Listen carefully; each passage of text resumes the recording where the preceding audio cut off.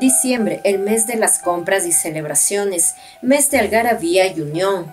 Este no sería el panorama para una familia en la ciudad de Guayaquil, en Ecuador. No habría un gran banquete ni regalos, pero sí muchas velas y oraciones sobre el féretro de Paola.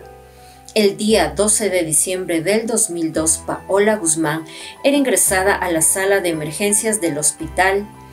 Tras una larga agonía en la madrugada del 13 de diciembre, Paola murió. Su corta vida se había extinguido.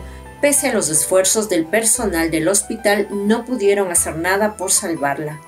Los 13 diablillos de fósforo blanco que había consumido acabaron con su vida. Hace 2 días ella había cumplido 16 años. Hola amigos, ¿cómo se encuentran el día de hoy? Quiero contarles una historia que en lo particular para mí ha resultado realmente desgarradora. Dentro de la misma van a escuchar varias veces el nombre de Petita Albarracín. Ella es una de las protagonistas de esta historia, es la madre de la víctima. Una mujer realmente luchadora que no ha dado tregua en encontrar la justicia que su hija merece. Voy a pasar a desglosar rápidamente los hechos que pasaron para luego recorrer el amplio y tortuoso camino que Petita tuvo que recorrer. Ustedes y yo, en la comodidad de nuestros hogares, trabajos o donde sea que se encuentren, vamos a tratar de participar afectivamente en lo que esta familia tuvo que padecer.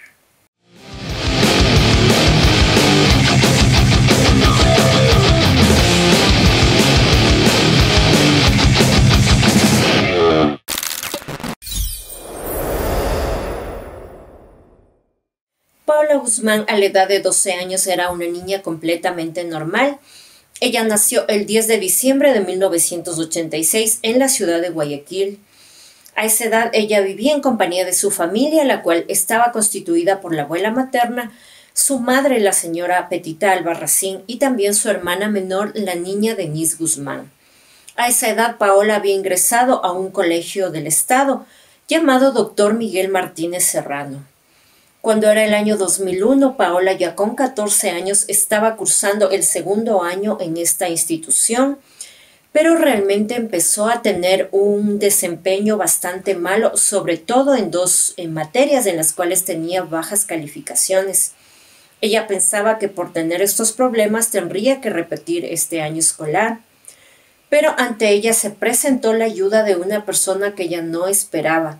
Y también esta ayuda se presentó de una manera bastante inusual.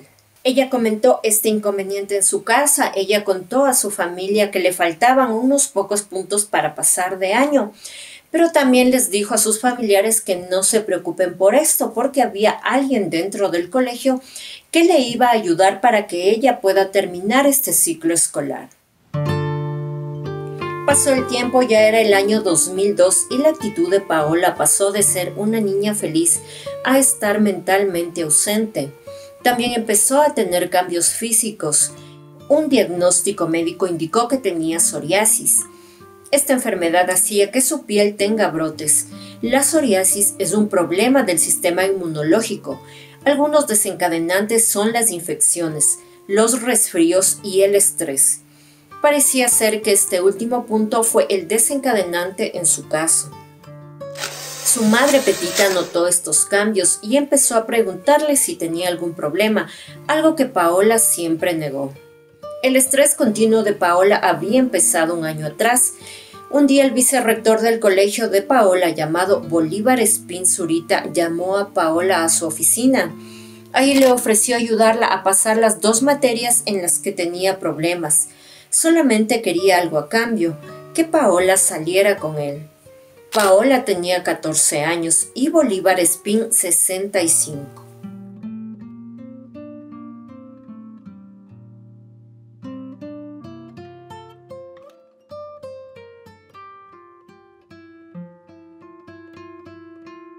Desde ese día en adelante, el acoso a Paola continuó intensificándose. Durante todo el año escolar le hizo propuestas, la perseguía y un día la llevó a su oficina en donde la besó y le obligó a tocarle el miembro. El siguiente paso que dio Bolívar Espín fue en el 2002, cuando empezó a abusar sexualmente de Paola. Petita sí se enteró de esta supuesta ayuda que este sujeto le iba a brindar a su hija, pero lógicamente no se enteró de la parte en la que él le exigía algo a cambio. De todos modos, ella se negó a esta supuesta ayuda y prefirió que Paola repita el ciclo escolar. Las amigas también empezaron a contar que él continuamente la buscaba, la perseguía, la acechaba y la acosaba. Solía tocarla y también llamarle repetitivamente a su oficina e inclusive empezó a llevarla en su vehículo. Todo esto llegó al punto en la que él dijo que este abuso sistemático en realidad era una relación que duró 2 años. Días antes de los trágicos hechos, Paola les mostró a sus amigas una prueba de embarazo con su nombre. Era una prueba positiva. Paola fue donde Espín para que le ayude porque ella no sabía qué hacer. El sujeto la envía al consultorio médico del colegio. Le dice ahí que el doctor Raúl Ortega, médico del colegio, le pondrá una inyección para abortar. Paola va a la enfermería y es ahí donde sufre nuevamente el intento de ser abusada. Este médico le dice que para ayudarla tiene que tener sexo con él. Paola sale llorando de este consultorio y va a la oficina de Espín, en donde tienen una discusión. El día 11 de diciembre del 2002, la inspectora del colegio, Luz Angélica Arellano Quirós, llama a la institución a Petita Albarracín. Aparentemente, la gran mayoría de autoridades sabían lo que estaba sucediendo entre Paola y Espín, y ella quería decirle esto a su madre. Al día siguiente, el 12 de diciembre del 2002, día en el que Petita tenía que acudir al colegio, Paola se encuentra subiendo al autobús escolar como todos los días. Ahí les cuenta a sus amigas que había ingerido 11 pastillas de fósforo blanco. Al llegar al colegio, sus amigas inmediatamente la llevaron a la enfermería. Aproximadamente a las 2:15 de la tarde, el médico Raúl Ortega le notifica a Luz Arellano, la inspectora, que una alumna había ingerido fósforo blanco. Al llegar la señora Arellano a la enfermería, vio a Paola acostada en una camilla. Se le acercó y le preguntó que por qué lo había hecho. Paola no respondió, simplemente lloraba. En lugar de trasladar a Paola de emergencia a un hospital o tan siquiera llamar a sus familiares, esta señora le empezó a preguntar a Paola si creía en Dios y que debería pedirle perdón por lo que había hecho. En ese momento hizo que Paola empezara a orar. Ni una sola de las autoridades movieron un dedo para comunicarse con los padres de Paola o llevarla a un hospital. Fue una de las amigas de Paola la que llamó a la casa de Petita Albarracín. Petita jamás borraría de su memoria aquella llamada. Se encontraba en su casa cuando una de las amigas de Paola la llamó. Su sobrina contestó el teléfono y ella no le quería contar a Petita lo que le habían dicho en esta llamada. Finalmente le dice que era una amiga de Paola, que se escuchaba agitada y le había dicho que Paola tomó fósforo blanco. A la media hora Petita llegó al colegio, encontró a Paola retorciéndose en la camilla ante la ineptitud e indolencia de las autoridades del colegio. Inclusive el vicerrector estaba ahí, pero Petita no sabía nada de lo que había sucedido. Simplemente, en compañía de sus familiares, la trasladan al Hospital Luis Vernaza, en donde le hacen un lavado estomacal. Al ver que no mejoraba, la trasladan a la clínica Kennedy. Todos los esfuerzos fueron en vano. La madrugada del 13 de diciembre del 2002, Paola había muerto. Cuando Petita se encontraba aún dentro del hospital, varias de sus compañeras e inclusive una periodista habían llegado hasta el lugar. En especial, esta mujer se le acercó a Petita y le preguntó que si ella no sabía que su hija había estado siendo acosada, abusada y que estaba embarazada del vicerrector de la institución. Petita realmente se queda sorprendida, pues no sabía que tantas cosas le estaban sucediendo a su hija. Es entonces cuando se dirige al médico y le solicita que le realicen una prueba de embarazo a su hija. Si bien es cierto, la serie de relatos que llevan hasta la muerte de Paola que les he venido contando Se puede decir que son relativamente cortos o breves. En cuanto al tema de la revictimización, la humillación, la injusticia y la serie de atropellos que pasarían sobre la madre de Paola, la señora Petita Albarracín, durarían décadas. Para empezar, quiero que le presten mucha atención a la autopsia que se le realizó a Paola. Llama la atención no solamente con la negligencia que se realizó la misma, sino de la manera tan deshumanizada como se procedió. Voy a dar algunos detalles de la misma que tal vez les puedan parecer sin importancia, pero créanme que van a ser fundamentales para el desenlace de este caso. En el certificado de defunción se estableció la causa de la muerte como un edema agudo de pulmón y pancreatitis hemorrágica. El forense, al examinar la cavidad uterina, indicó, entre otras cosas, que había la presencia de contenido sanguinolento. El 28 de enero de 2003, es decir, 46 días después de la muerte de Paola, se enviaron las muestras de sangre al Instituto Izquieta Pérez para determinar si Paola estuvo embarazada.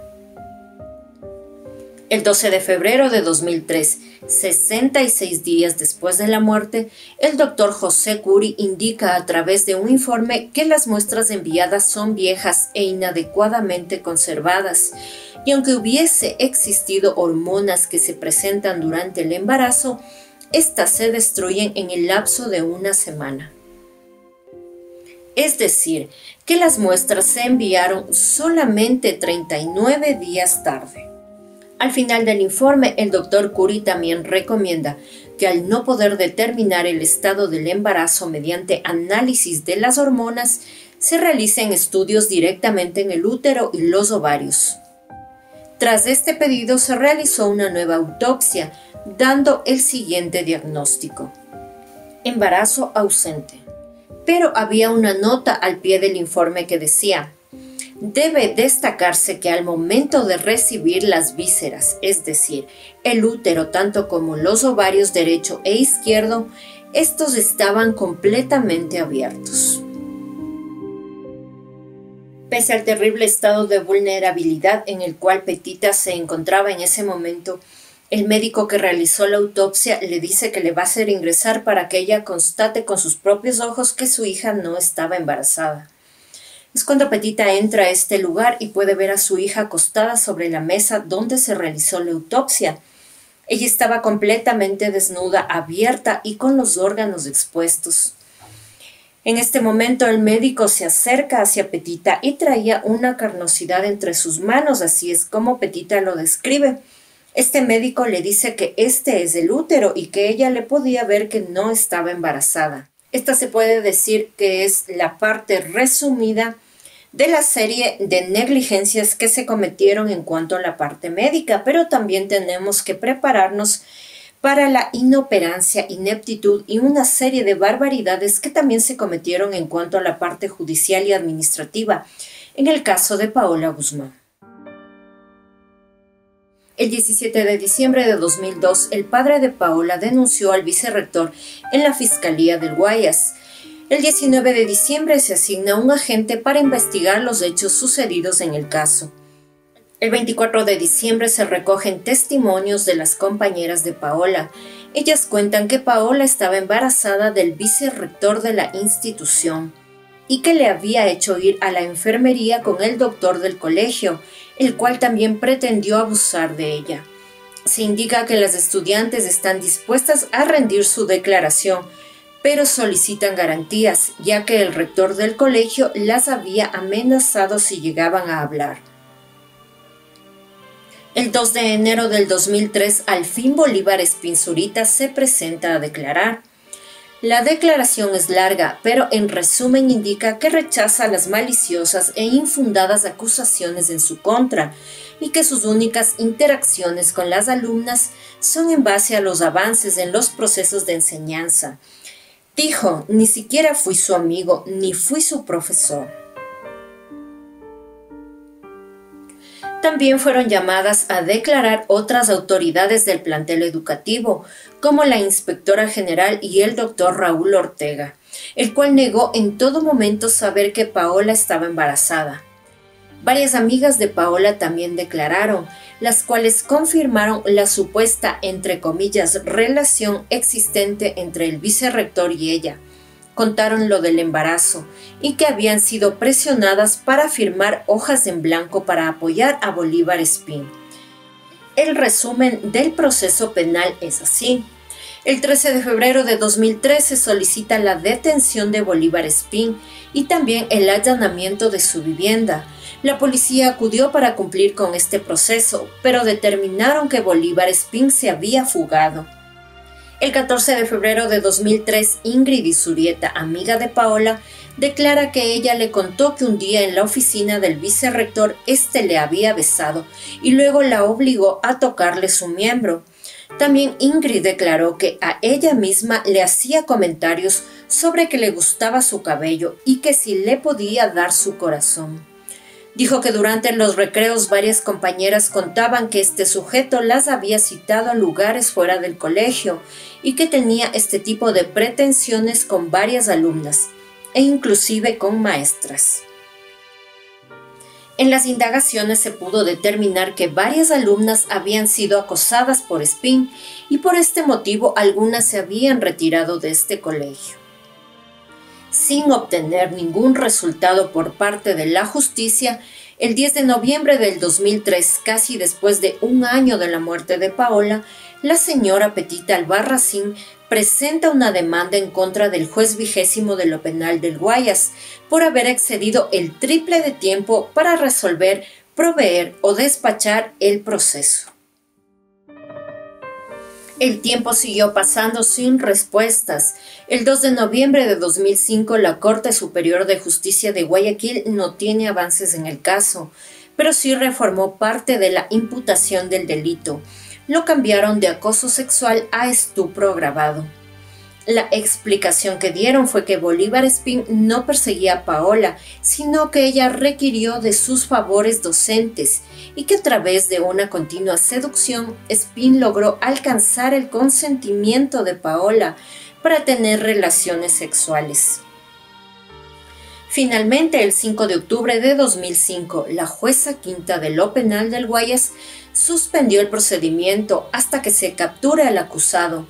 Y el 18 de septiembre de 2008, la defensa de Bolívar Espín solicitó que se prescriba la acusación y cesaron todas las medidas en contra de él.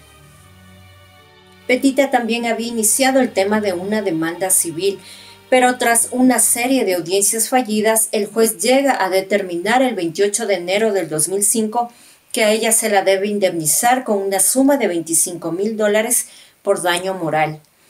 Pero si Bolívar Espín no se presentó para asumir los hechos que había cometido, ¿qué les hacía pensar que iba a aparecer para entregarle $25,000 a Petita?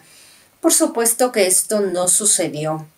Pero el Estado culpó a Petita de dar de baja esta causa, pues en el año 2012 se la declaró como abandonada y dijeron que Petita no la había activado por 6 años.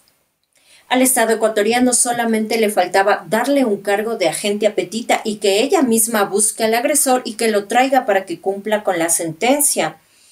El Estado también se benefició de los actos que ellos mismos cometieron, ya que al no buscar de manera correcta al agresor dejaron que el tiempo pase y concluir que la causa simplemente había prescrito. Pero la Dirección Provincial de Educación no podía quedarse atrás. Tenía que contribuir con su cuota de irregularidades y complicidad para proteger al agresor. El informe que emitieron concluía que, número 1, Paola estuvo enamorada del vicerrector. Número 2, no existe ninguna prueba que determine que el señor vicerrector correspondió dicho enamoramiento. Número 3, la situación del vicerrector dentro del colegio es muy difícil porque puede ser agredido, por lo que se recomienda que se traslade a otra institución para precautelar la seguridad del señor Bolívar Espín. Yo tengo que contarles, amigos, que he leído varios de los informes y realmente no puedo creer lo que estos detallan. Una de las cosas que se indica aquí es que en realidad Bolívar Espín sí fue destituido de su cargo, Pero en realidad no fue por acoso sexual, por supuesto, sino por abandono de puesto. También Petita cuenta que en sus continuas visitas a la Dirección Provincial de Educación para realizar las denuncias, ella era humillada constantemente, pues en su presencia los funcionarios murmuraban de la inocencia de Bolívar Espín. Inclusive ella llegaba a las 9 de la mañana y la atendían a las 3 de la tarde. Perdían sus archivos y sus documentos para que ella volviera a sacar estos papeles una y otra vez. Todos estos movimientos con el objetivo de cansarla y que ella desista de sus acusaciones. Pero lo que ellos no sabían era con la madre luchadora con la cual se estaban enfrentando, y que Petita no bajaría los brazos ni un solo día para conseguir justicia para Paola. En todo el proceso no existió una debida diligencia, lo que desembocó en que no se encuentre ni se capture el agresor, teniendo como resultado que el delito prescribió. Es decir, el tiempo de plazo establecido para poder acusar al imputado se había terminado. De este modo, este era el cierre que el Estado ecuatoriano le había dado al caso de Paola Guzmán. No estaba detenido ni pagando sentencia, no se había dado una reparación económica, no se había dado una reparación integral, no habían hecho nada. Es entonces cuando Petita Albarracín, la madre fuerte y de empuje que siempre fue, no se quedó a seguir llorando la muerte de su hija y ver cómo todos sus derechos y los de su familia eran vulnerados. Acudió a otras instancias, el CEPAM y CRR. El CEPAM es el Centro Ecuatoriano para la Promoción y Acción de la Mujer. Este centro determinó que el caso cumplía con todos los requisitos para llevarlo a instancias internacionales, al haber agotado todas las instancias en el contexto local. Este centro, en conjunto con el CRR, el Centro de Derechos Reproductivos de Colombia, presentaron el caso ante la CIDH, la Comisión Interamericana de Derechos Humanos. En el año 2016, después de 2 años de análisis, la CIDH admite el caso y notifica al Estado ecuatoriano que fue encontrado responsable de la violación de derechos humanos de Paola y su familia. El Estado ecuatoriano en primera instancia solicita tener un arreglo amistoso para evitar que el caso vaya a la Corte Interamericana de Derechos Humanos. La familia de Paola acepta y se inicia una negociación para que tengan acceso a una reparación integral. El Estado ecuatoriano empieza a realizar acciones como parte de esta reparación, así como la creación de salas de primera acogida. También se avanzó en normativa y capacitación a docentes y operadores de justicia. En 2011, en el Día de la No Violencia contra la Mujer, el Ministerio de Salud inauguró la primera sala de primera acogida con el nombre de Paola Guzmán Albarracín. Estas salas brindan atención médica, psicológica y de trabajo social, dirigida para todas las personas que sufran maltrato físico, psicológico y sexual. Pero en el año 2015 estas negociaciones empezaron a truncarse, por lo que la CIDH llama a las partes a reunirse en una audiencia, pero los representantes del Estado no acudieron. Durante esta audiencia, Petita narra nuevamente el abuso prolongado del cual fue víctima Paola. Además, en base a nuevos peritajes se determina las siguientes falencias en el proceso de autopsia. Se efectuó la autopsia sin antecedentes previos a la muerte. No se consignan datos generales que debieron haber escrito. No se tomaron fotografías. Se dan apreciaciones microscópicas observando a simple vista los órganos. No se describe el himen. No se efectuó hisopado vaginal. No se estableció causa y manera de muerte. Hubo un mal embalaje de las muestras. No se llevó a cabo una cadena de custodia adecuada. El color de las muestras es distinto según el médico que las describe. Cabe pensar si las muestras vistas por el médico autopsiante y enviadas fueron las mismas analizadas por el patólogo. No se indica si por el embalaje y la conservación de las muestras, 7 de ellas se encontraban necróticas. Por otro lado, el peritaje de la psiquiatra Jimena Cortés indicó que existió un proceso de barbarización en la autopsia al indicarle a la señora Albarracín el cuerpo abierto de su hija. Además, indicó que distintos funcionarios le hicieron daño a Paola, a su madre y a su hermana, al negarle la protección que requería y al invisibilizar el problema. En el año 2018, el Estado pretende retomar las negociaciones, pero no se llega a ningún acuerdo. Es de este modo que el caso llega a la Corte Interamericana de Derechos Humanos para iniciar un proceso en contra del Estado ecuatoriano. En Costa Rica, mediante una audiencia pública y con ambas partes involucradas, tras 17 años, el Estado ecuatoriano pide disculpas a la familia de Paola Guzmán por el tema de la omisión en la administración de justicia y también de una reparación integral a su familia. Pero más allá de lo vacías y falsas que sonaron estas disculpas, lo realmente vergonzoso para el Estado ecuatoriano vino después.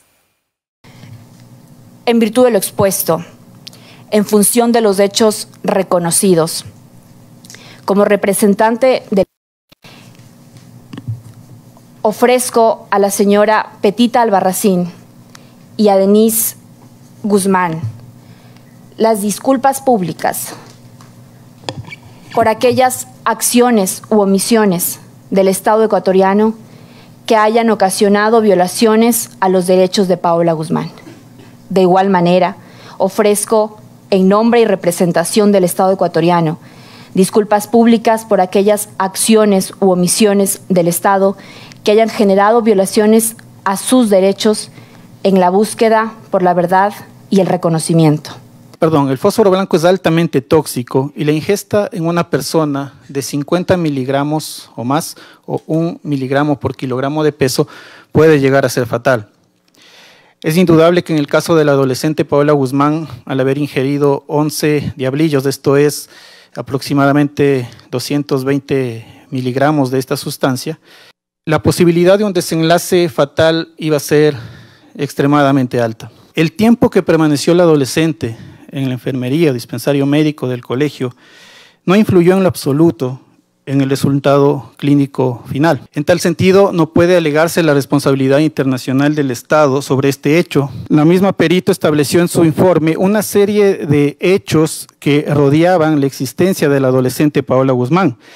Mencionó en su examen la pérdida del año escolar, mencionó la relación ambivalente con su padre, mencionó la enfermedad de su abuela, situaciones derivadas de la convivencia en el hogar, inclusive la influencia de medios comunicacionales. Por lo expuesto, no se puede afirmar de modo terminante que el suicidio de la adolescente Paola Guzmán se haya derivado directamente de la presunta violencia a la cual fue sometida en el ámbito educativo. Tal virtud, señores magistrados, el Estado expresa que no existe un elemento válido en el presente caso que permita determinar la responsabilidad absoluta del Estado en la presunta vulneración al artículo 4, derecho a la vida, en perjuicio de la adolescente Paola Guzmán. Podrán hacer los representantes en sus alegatos escritos y pueden ayudarle a la señora, por favor.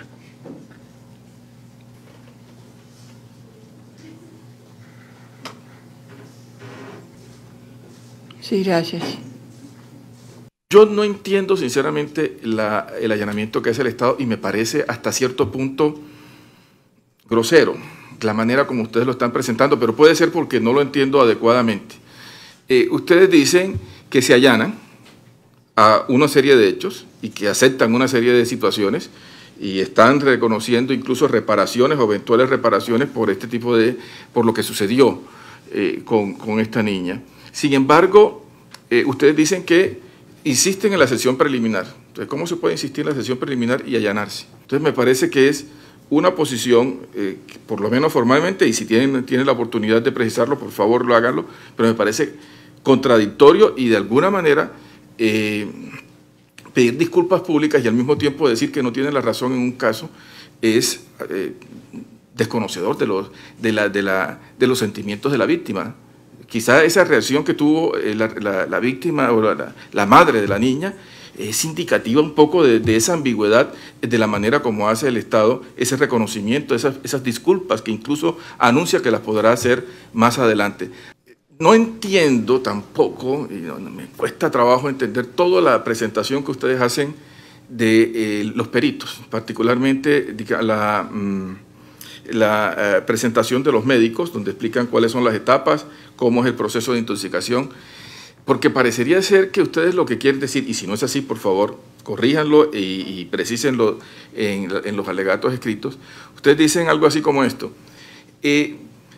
la cantidad de fósforo blanco que ingirió ya daba lugar a la muerte y no afectó para nada lo que pudiera hacer el Estado, porque igual se iba a morir. Aquí la comisión lo dice con todas las letras, pero a ver, es el deber de diligencia, es el deber de prevención. Había que hacer algo, tenían que actuar inmediatamente. ¿Cómo así que es irrelevante que la niña desde las 10 de la mañana hasta las 2 de la tarde esté allí y hasta que no llega la mamá a llevarla no pasa nada? No, la dejan allí, ¿qué? Porque ya consumió una cantidad suficientemente alta. Me parece que es difícil una tesis donde ustedes argumenten algo así. Yo creo que me cuesta trabajo entender que eso pueda ser justificable, por lo menos en los términos en que lo he visto expresado aquí. Le van a pedir perdón a una víctima porque reconocen unos hechos, pero no reconocen la responsabilidad. Eso es el punto que me parece importante precisar. Gracias. Se lo pregunto al Estado. Básicamente mis preguntas van hacia el Estado. ¿Qué tiene que ver con toda esta cosa que la víctima, la niña, haya repetido examen, repetido el año? Ustedes expresaron, entre otras, cuando dieron cuenta de los hechos, que había repetido año. Eso dijeron. Yo digo, ¿qué tiene que ver en esta causa? ¿Qué consecuencias sacamos de ello? Salvo desprestigiar a lo mejor a la víctima. Es una cosa que les digo, cada palabra tiene su peso. La relación, si hubo o no abuso de autoridad y abuso de edad con una menor de edad, eso ya es un ilícito internacional grave. Como acabamos de escuchar a través de la intervención del juez Humberto Sierra Porto, el Estado, a través de su grosera, irrespetuosa e insensible intervención de sus representantes, insiste en eludir tanto la responsabilidad del Estado como la del acusado. Piden perdón a la familia de Paola y a ella misma, pero no admiten su responsabilidad. Este es un hecho vergonzoso, reprochable, indignante y doloroso. El actuar de los funcionarios frente a este tipo de situaciones solo pone en evidencia la desidia con la que se manejan estos casos, en los cuales prevalece más proteger al agresor que salvaguardar los derechos a la vida, la educación, la libertad y la seguridad de los menores. La sentencia emitida por la Corte Interamericana de Derechos Humanos se dio el 20 de junio de 2020, la cual condenó al Estado ecuatoriano por no proteger a Paola Guzmán Albarracín como víctima de violencia sexual, violación al derecho a la vida e integridad personal, a la honra, a la educación, a la garantía de derechos sin discriminación de Paola, su madre Petita y su hermana Denise. Esta sentencia, amigos, es considerada histórica, pues es de obligatoria aplicación y cumplimiento no solamente en el Ecuador, sino en todos los países que conforman el sistema interamericano, a los cuales la Corte llama a tener un sistema de medidas de prevención y sanción en cuanto a los actos de violencia sexual cometidos dentro del ámbito educativo. El Estado también debe realizar un acto oficial de admisión de responsabilidad, así como indemnizar a la familia de Paola y brindarle asistencia psicológica y psiquiátrica. Luego de la sentencia, el expresidente del Ecuador, Lenín Moreno, señaló que el país ejecutará la misma. ¿Pero qué ha sucedido desde este hecho hasta la actualidad? Antes que se dicte la sentencia en contra del Estado ecuatoriano, es decir, esta no es una medida que el Estado adoptó como parte del cumplimiento de la sentencia, A través de una consulta popular, el pueblo aprobó que los delitos sexuales en contra de menores no prescriban. El 24 de enero de 2022, la Corte Constitucional del Ecuador resolvió que esto no será aplicable si el agresor es menor de edad, porque en ese caso las causas van a seguir prescribiendo luego de 3 años. En los últimos 6 años se han recibido más de 11.000 denuncias de abuso sexual en el sistema educativo, un promedio de 1.900 por año. Bueno amigos, para finalizar quiero indicarles que el sentimiento que yo tengo en particular es de una parcial justicia, pues como pudimos ver, el agresor de Paola no cumplió ni un solo día tras las rejas. Él siguió viviendo su vida de manera normal, como si nada hubiese pasado. Y fuentes inclusive refirieron que siguió viviendo en la misma ciudad de Guayaquil. También pienso que si tal vez las autoridades hubiesen buscado de la manera adecuada, lo hubiesen encontrado dentro de la misma casa donde vivía, sentado frente a su televisor. También como parte de la reparación integral a Paola y su familia, a ella se le entregó el título póstumo de bachiller. Y también el día 14 de agosto se eligió para celebrar o conmemorar el Día de Lucha en contra de la violencia sexual dentro de las aulas. Antes de finalizar, quiero dejar en claro que el acoso sexual es sistemático, es estructural, que está naturalizado y por lo tanto es muy difícil de detectar, de entender el riesgo y la vulneración a la que las niñas, niños y adolescentes están expuestos. Por lo que los llamados a precautelar la seguridad de menores no son solamente la familia, sino educadores, el sistema de justicia y el Estado. El Estado, al no dar respuestas ante este tipo de abusos, lo que hacen es invisibilizar la problemática. No puede ser posible que se sigan dando encubrimientos a delincuentes y agresores. Que no nos tiemble la voz para denunciar estos actos. El ejemplo de Petita Albarracín nos deja un legado de fuerza para conseguir un camino hacia la justicia. A las víctimas y sus familiares tenemos que hacerles saber que no hay que callar ni tener miedo o vergüenza.